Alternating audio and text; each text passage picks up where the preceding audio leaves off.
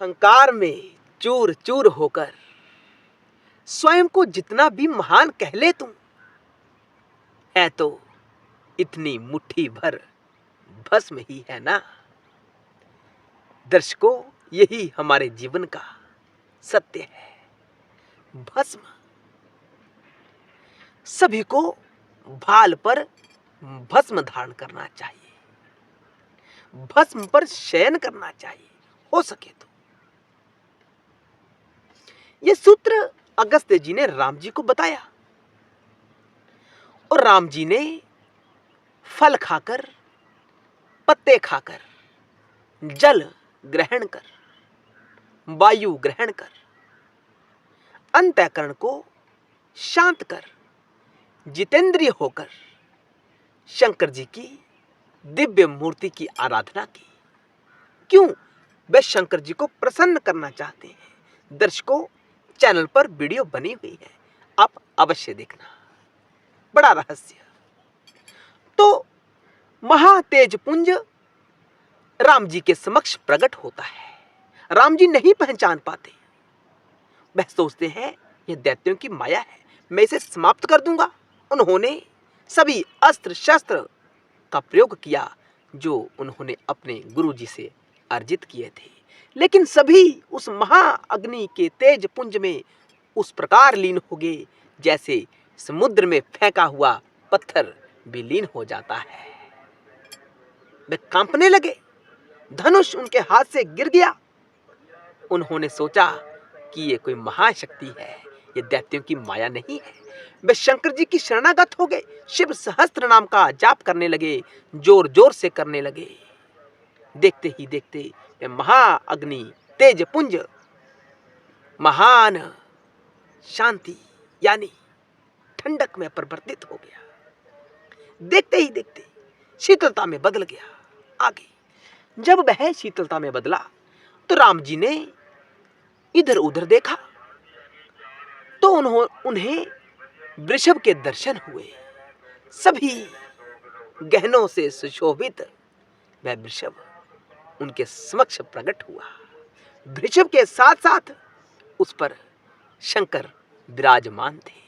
भवानी उमा पार्वती भी शंकर जी के साथ विराजमान थी। बड़ा दिव्य स्वरूप रामचंद्र के सामने प्रकट हुआ, क्योंकि राम जी ने भक्ति की किसकी? शंकर जी की। क्यों? वे सीता को पुनः प्राप्त करना चाहते थे। रामायण हम सब ने सुना होगा, पढ़ा भी होगा। कुछ रहस्य जो नहीं बताए गए हैं, वो रहस्य आज शिव गीता आपके सामने बता रही है, आपके सामने तथ्यों को खोल रही है कि राम जी ने सीता को पुनः प्राप्त करने के लिए शंकर जी की बड़ी उच्च स्तरीय आराधना की थी 4 महीने तक। और उस आराधना से शंकर जी प्रसन्न हुए और राम जी के सामने प्रस्तुत हुए, प्रकट हुए। उन्होंने देखा कि बड़ा दिव्य स्वरूप बाबा का है, उनके साथ भवानी है, और साथ ही साथ उन्होंने देखा कि सबसे आगे शंकर जी के आगे गरुड़ पर चढ़े, शंख चक्र गदा पद्म धारण किए, बिजली के समान कांतिमान लक्ष्मी से युक्त नारायण देव शंकर जी की आराधना कर रहे हैं, रुद्राध्याय का पाठ कर रहे हैं, और साथ ही चतुर्मुखी ब्रह्मा जी सरस्वती के साथ ऋग्वेद, यजुर्वेद, सामवेद और अथर्ववेद के मंत्रों के साथ शंकर जी की स्तुति कर रहे हैं। सुनना, वीडियो को अंत तक देखना, बड़ा दिव्य ज्ञान है कि जब राम जी ने शंकर जी के दर्शन किए तो शंकर जी किस स्थिति में थे? ऐसी स्थिति कि नारायण उनकी आराधना कर रहे थे, रुद्राध्याय का पाठ कर रहे थे। श्री हरि विष्णु जी और चतुर्मुखी ब्रह्मा वैदिक मंत्रों से शिव की स्तुति कर रहे थे। उसके आगे श्वेतर के मंत्रों से शिव जी को स्तुति करते कैलाश पर्वत के समान अनंत आदि महानाग भी स्तुति कर रहे हैं शंकर की। आगे रत्नों से विभूषित कैवल्य उपनिषद का पाठ करते हुए और स्वर्ण की छड़ी हाथ में लिए नंदी आगे स्थित है। दक्षिण की ओर पर्वत के समान मूषक पर चढ़े गणपति गणेश जी, उत्तर की ओर मयूर पर चढ़े कार्तिकेय महाराज जी शंकर जी की स्तुति कर रहे हैं। सारे ऐसे दिव्य दर्शन किए। आगे यही नहीं, आगे और कहा गया है, महाकाल और चंडेश्वर पार्षद गण सेना नायक भयंकर मूर्ति धारे इधर उधर स्थित देवाग्नि के समान दीप्तिमान दूर स्थित कालाग्नि रुद्र रुद्र सभी शंकर की आराधना कर रहे हैं। यहाँ देखो रुद्र किसकी आराधना कर रहे हैं? शिव की। यहां से पता चल रहा होगा कि रुद्र अलग है और शिव अलग है। और आगे कहा, 3 चरण है जिसके और कुटिल मूर्ति वाले प्रथम गण और उनके अग्रभाग में नृत्य करने वाले भृंगी ऋषि, ऐसे अनेक मूर्ति वाले करोड़ों प्रथम गण। कितना दिव्य स्वरूप बाबा का आज राम के सामने प्रकट हुआ है। और आगे कहा, अनेक प्रकार के वाहनों पर स्थित चारों ओर मातृमंडल और पंचाक्षरी विद्या का जाप करते हुए सभी सिद्धगण महासिद्धगण शंकर की स्तुति कर रहे हैं। कैसे? ओम नमः शिवाय मंत्र से। आगे कहा गया, दिव्य रुद्र के गीत गाते हुए किन्नरों के समूह और त्र्यंबकम यजामहे का जाप करते हुए सभी ब्राह्मणगण, सभी ब्राह्मण शंकर जी की आराधना कर रहे हैं।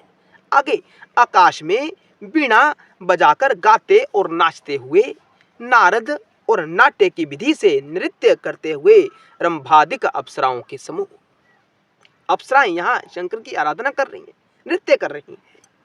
और आगे कहा गया, गाने में तत्पर चित्र रथादि गंधर्वों के समूह गंधर्व और शिव जी के कानों में कुंडलता को प्राप्त हुए कंबल और अश्वतर नाग, जो शंकर जी के कानों में पड़े हुए हैं नाग कुंडल के रूप में, वह भी शिव की आराधना कर रहे हैं।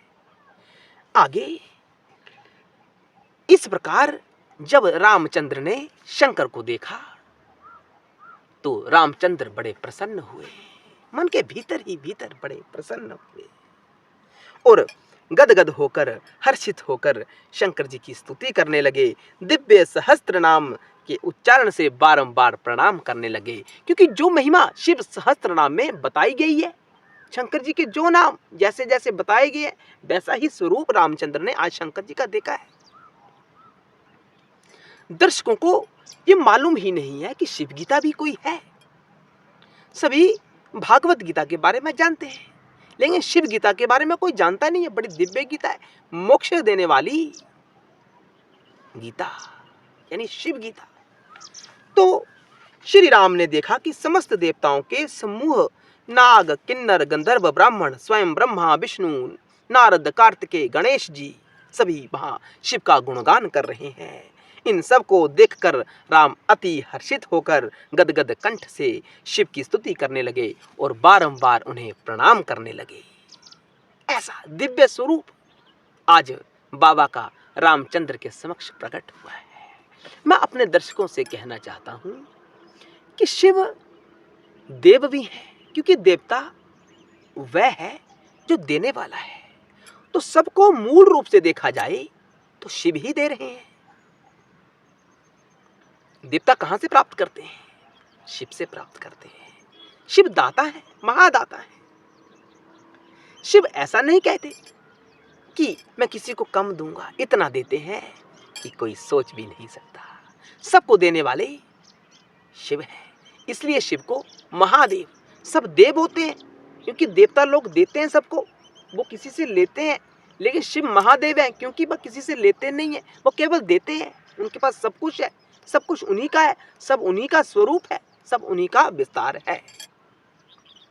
तो मैं दर्शकों से कहना चाहता हूं कि ऐसे महादेव की आराधना हमें करनी चाहिए, खूब करनी चाहिए।